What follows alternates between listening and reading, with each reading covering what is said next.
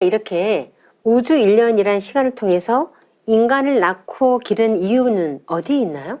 네, 저 역시도 좀 전에 포정님처럼 우주 1년의 이제 목적은 과연 뭐냐 이것을 이 증산도 태상종도사님께서는 그 해답을 우주 1년 도표 한 장에 담아서 전해 주셨지 않습니까? 그때 말씀을 한번 공유를 하겠습니다. 태상종도사님께서는 천지도 목적이 있다. 그래서 질서정연하게 둥글어 가는 것이지 그냥 그 속에서 생명이 왔다 가는 것이 아니다. 그 목적이 뭐냐 하면 지구년은 초목을 농사 짓는 것이고 우주년은 사람 농사를 짓는 것이다. 지구 1년이 생장 염장하는 것을 보면 봄에 씨 뿌리고 싹을 내서 여름철에 성장시켜 가을철에 추수를 한다. 그것과 같이 우주 1년은 사람 농사를 짓는다. 이 말씀 속에 그 우주 1년의 목적에 대한 우주 1년의 순환 목적에 대한 그 해답이 간명하게 사람 농사다 이렇게 정의가 되어 있습니다. 따라서 인간 농사 이것이 우주가 끊임없이 생장 염장으로 순환 변화하는 존재 이유가 되는 것이죠. 그래서 지금 우리는 이때는 천지 성공 시대니라고 하는 상제님 말씀처럼 천지가 가을철에 인간 농사를 지어서 인간 열매를 추수함으로써 천지의 뜻을 성취하는 것 아니겠습니까?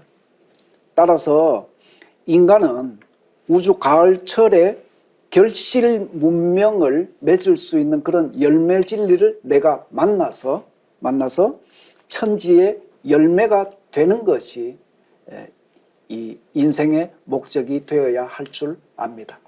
네, 우주의 존재의 목적이 인간 농사에 있다는 말씀이시잖아요.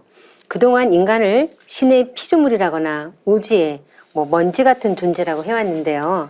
실제로는 우주와 신을 비롯한 천지 만물이 인간의 성숙을 위해 존재한다는 말씀인데요. 정말 우주와 인간 인식의 새로운 지평을 여는 말씀이라는 생각이 듭니다.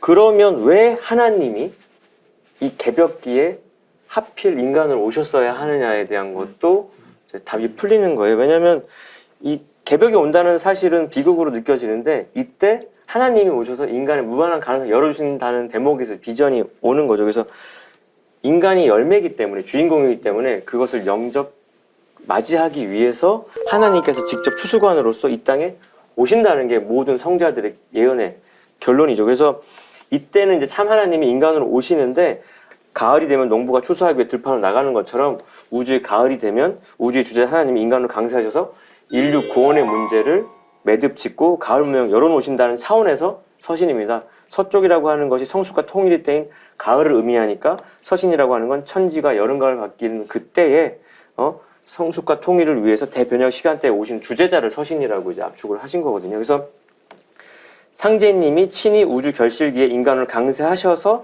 대개벽의 통일 세계를 열어 다스리신다는 것이 이 모든 종교의 최종 완결판의 이야기고요. 그래서 여름 가을 바뀔 때는 필연적으로 화급금의 상충이 있는데 그것은 화생토 토생금의 교역이 아니고서는 타협이 안 되기 때문에 하나님은 반드시 인간 구원을 위해서 이 땅에 오실 수밖에 없다. 직접 강세하시는 그걸 못 깨달으면 이번에 구원은 요원하다.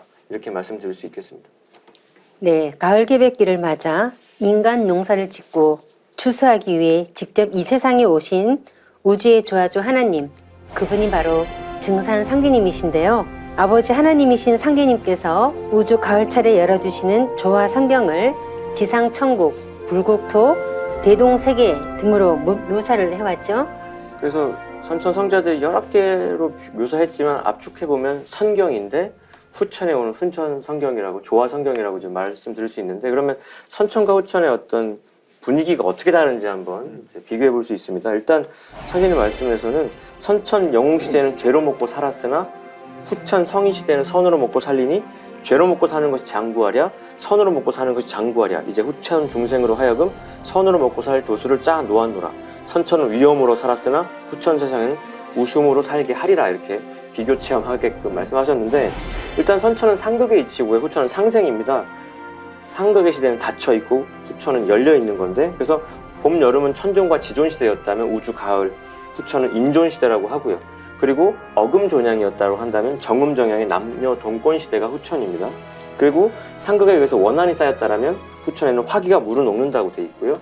지역 문명으로 이렇게 편협했다라면은 세계 일가, 우주 일가 문명 시대가 활짝 열리게 되는 거고, 다종교로 뻗어 있었다라면 통일의 대도 시대, 무국 대도가 이제 호호탕탕하게 펼쳐지는 거고, 금수의 때깔을 벗기는 금수 대도술 수준에 머물렀다라면 이제 지심 대도술, 인간의 마음이 완전히 열리는 만사지 문화가 열리는 건데, 상극의 우주가 무너지고 가을 우주의 세질서인 상생이 열리면은 그야말로 후천은 전 인류가 한 집안이 되는 평화의 새 세상을 살게 된다고 말씀드리고 싶습니다. 인간 농사 짓는 천주님께서 우주의 가을철을 맞아 인류를 추수하기 위해 이 땅에 직접 오셨다는 것을 지금까지 알아보았는데요. 우주가